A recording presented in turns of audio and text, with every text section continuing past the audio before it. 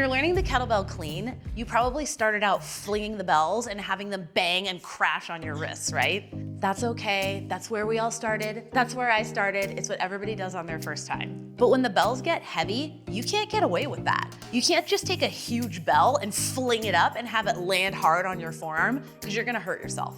If you wanna avoid bruising your wrists and forearms, and you wanna set up your next lift for success and not ruin your next lift, you're gonna need to learn to clean the bells with skill.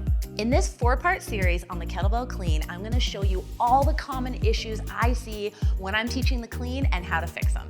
You're gonna learn how to finesse the bell into the rack with zero banging, zero impact, and you're gonna learn everything you need to know to get the most out of this power-producing, super armor-building lift.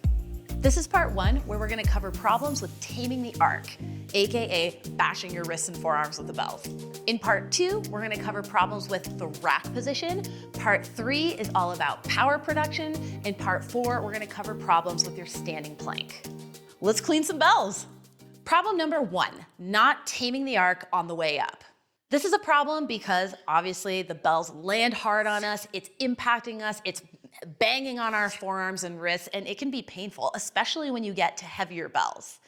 It's also not an efficient way to move the bells. With the clean, we want the bells to travel the shortest distance possible so that it's super efficient. So when we're letting those bells get away from us and then we have to yank them back, it's not the shortest distance possible, and it's just not efficient. It's also just a bad setup for our next lift. So whether we're pressing, squatting, doing jerks, whatever it is we're doing after that clean, if those bells are landing hard on us, we're never gonna have a really good lift next. Failing to tame the arc can take a couple of different forms. It can be the bells getting too far away in front. It can look like the bells going too high and then landing on us. Also, sometimes they're whipping out to the side. So with the clean, we talked about how we want to keep the bell really close to us, very tight to our body. We don't want to let it get away from us because that's what creates banging, impacting, and inefficiency. The way that we do that is we have to get our elbow back behind us. So the hand that's holding the bell, or if we're using double bells, both hands, the elbows need to go back ASAP. And then we're just gonna finish in the rack position. And it's that elbow back, that pull, that's gonna keep the bell close to us. So let's go through a slow-mo clean first. No bell. So get into your hinge position. With a slow-mo clean, you're gonna hike, right? This is the important part. As the hips drive forward, the elbows are simultaneously driving back. This arm is actually tracing my hip here, and then as I hit the standing plank, I'm just opening my hands and finishing in the rack. Cool?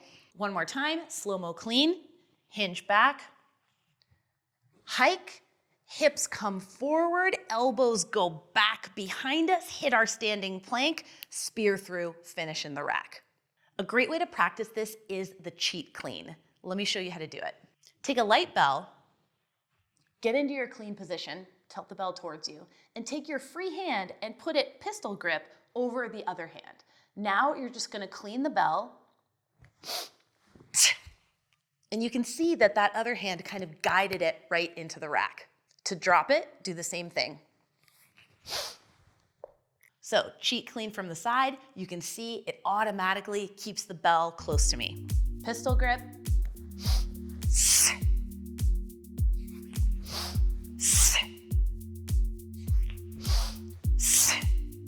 Practice cheat cleans and really get that feeling of the bell coming right up the front of your body and right down, not getting away from you or going too far out in front of you. The next drill that's gonna really help you tame the arc is called the mid pull. So let me show you that.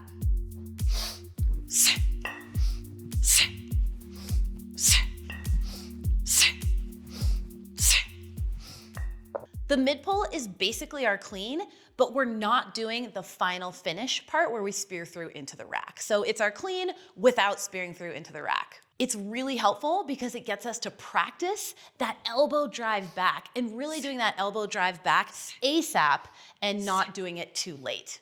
You'll notice in the mid pull that the bell stays relatively low and close to my body, and that the working arm actually traces my hip here.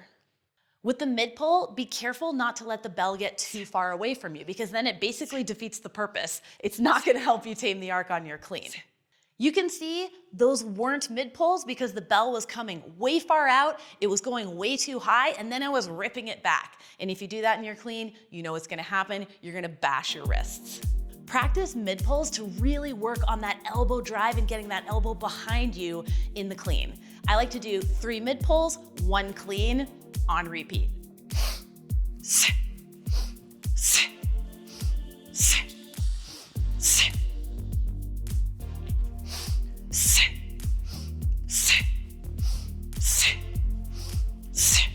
The third drill that we're gonna cover today that we can use to fix taming the arc and keeping those bells close to us is doing a row into a dead clean.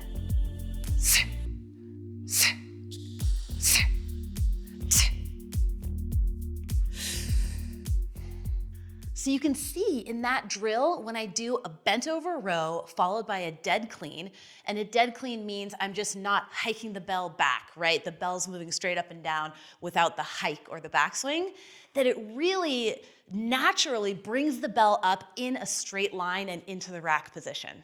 Practice this one, really thinking about driving that elbow back on the row and then just finish the clean by coming up into your standing plank and spearing through with the open hand. Those are a few ways to work on taming the arc on the way up on the clean. Now let's move on to problem number 2, which is called casting, AKA not taming the arc on the way down.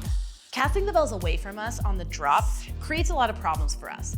First, if we're using a heavy bell or double bells, that can be really bad for our back because it pulls us forward and pulls the weight into our lower backs. It also encourages the same bad habit on the way up, right? If you're not taming the arc on the way down, chances are you're not taming the arc on the way up either. As soon as we start sending the bells away from us, we're starting to send our force forward and back versus up and down. We want the clean force and power production to be up and down, not out and back. To fix casting the bell away from us on the drop, all we have to do is spiral the bell down in front of us. We're not flipping the bell over our hand, we're spiraling it in front of us, and when it gets in front of our hips, we're gonna push it back in our hinge. So here's what it should look like slowly. Spiral in front of us, it's in front of my hips, I'm gonna push it back and park it. A really helpful analogy for this is to imagine the bottom of your bell, this flat part here, is a flashlight. And that flashlight is always shining somewhere on the ground. We never want the flashlight to shine on the ceiling. That's gonna help you spiral it down. So imagine your flashlight, spiral, push it back, and park it. The cheat clean is another great way to work on your drop. Pistol grip, hand over hand. Once you're in the rack position, keep this hand on it, spiral it down, push it back.